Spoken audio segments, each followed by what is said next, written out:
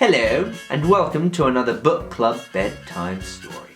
This week, we're going to be reading a snippet from a book called Witch Wars by Sibéal, and it's fantastically illustrated by someone with three names, Laura Ellen Anderson. For as long as anyone can remember, witches have lurked on this planet. They have brewed gloopy potions in their cauldrons and torn through the sky on their brooms. They have cackled, they have cursed, and they have cats. Most people think witches are really evil, with their tattered black dresses, pointy hats and unfortunate noses. But that's mostly just nonsense, and really only half the story.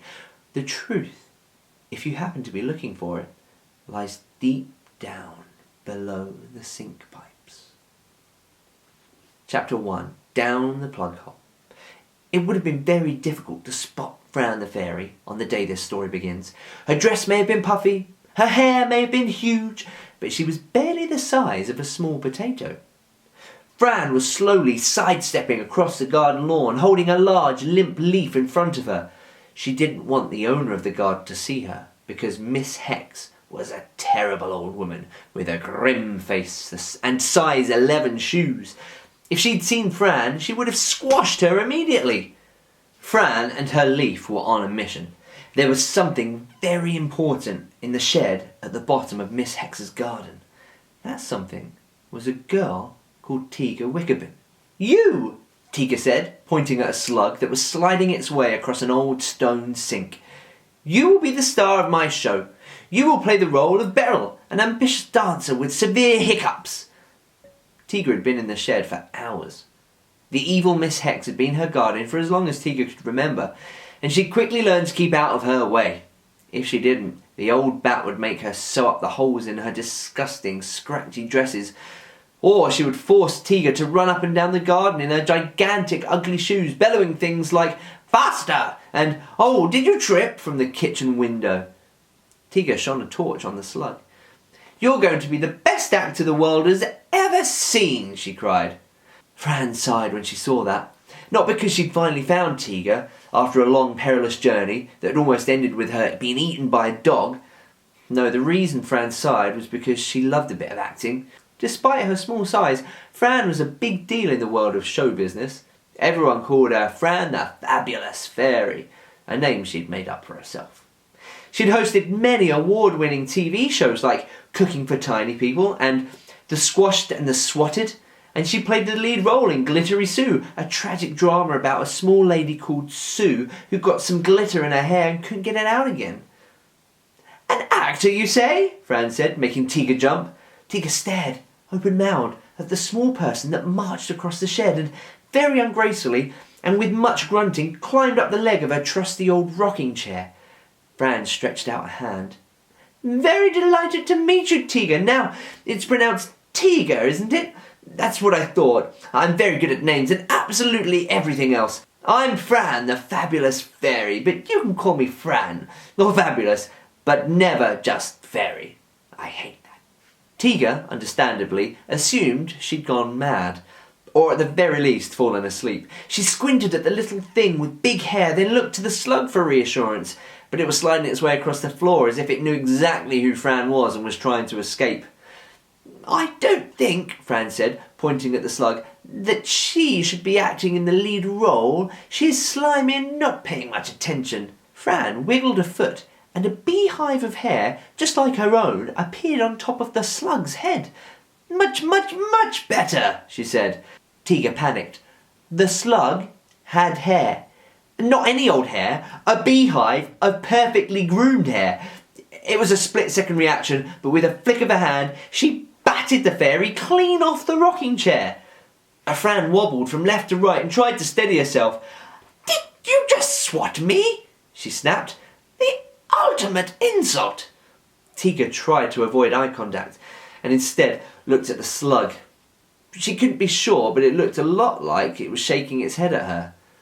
"Witches are not allowed to swat fairies. It's the law," Fran ranted. "I'm sorry," Tiga cried. I didn't think you were real. I thought you were just my imagination. You don't need to call me a witch." "Yes, I do," said Fran. floating in front of Tiga with her hands on her hips. Because you are one. I am one what? Tiga asked. One witch, said Fran, as she twirled in the air, got her puffy dress caught in her wings and crash-landed on the floor. Brat! Came a bellow from across the garden. Time to leave the shed, your dinner is ready! Tiga glanced nervously out the window. If you are real, although I'm still not convinced you are, you'd better leave now. Miss Hex is a terrible old woman, and she will do horrible, nasty, ear-pinching things to you. Fran ignored her and went back to twirling in the air. Oh, what are you having for dinner? Cheese water, Tiga said with a sigh. It's only ever cheese water. Fran thought about this for a moment. And how do you make this cheese water? You find a bit of mouldy old cheese and you put it in some boiling water, said Tiga, looking ill. Fran swooped down lower and landed on the sink. Well, I'm afraid we don't have cheese water in Ritzy City. It's mostly cakes. Tiga stared at the fairy. Ritzy where? Ritzy City, Fran cheered, waving her hands in the air. Tiga shrugged. Never heard of it. But you're a witch, said Fran. I'm not a witch, Tiga cried. You so are. I am not. Definitely are, said Fran, nodding her head. Even your name says so. And with that she flicked her tiny fingers, sending a burst of glittery dust sailing across the room. Tiga Wickabim, the dust read. Then it began to wobble and rearrange itself into something new. I am a big witch. You've cheated somehow, Tiga mumbled, moving the dust letters about in the air. Most people would have believed Fran by this point, but Tiga wasn't used to magic and fun and insane fairies. So, despite this very convincing evidence that she might just be a witch, Tiga still walked towards the door, towards the cheese water. Tiga! Bellowed Miss Hex. Your cheese water has reached boiling point. Cheese water? Fran chuckled. Wait, where are you going, Tiga? To eat dinner, said Tiga. Bye, fabulous fairy Fran. It was lovely to meet you. Fran raised her hand in the air. Wait, what? You're not coming with me to Ritzy City, a place of wonder and absolutely no cheese? Tiga paused. Even if it was a mad dream, it was better than cheese water.